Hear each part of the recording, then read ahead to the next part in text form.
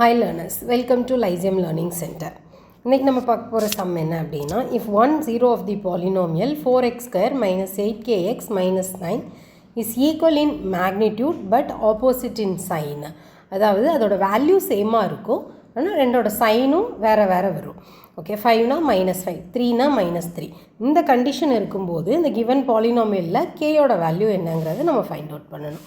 இப்போ நம்ம சம் போட ஆரம்பிக்கலாம். இப்போ solution f of x equal to 4x square minus 8kx minus 9. இதிலிருந்து a equal to 4, b equal to minus 8k. அதாவது x ஓட கோஎஃபிஷியன்ட் sin plus ஏதாவது வேரியபிள் இருந்தால் சேர்த்து எழுதுறது தான் b ஓட value. c is equal to minus 9. இப்போ given கண்டிஷன் வந்து என்னது, ஒரு 0 ஆல்ஃபா அப்படின்னா இன்னொரு 0 மைனஸ் ஆல்ஃபா. அப்போது let the zeros be alpha and minus alpha. இந்த கண்டிஷனுக்கு நம்ம என்ன எடுக்கலாம்னா sum of zeros எடுத்தோம்னா சம் ஈஸியாக சால்வ் பண்ணலாம். இப்போது sum of zeros equal to minus b by a.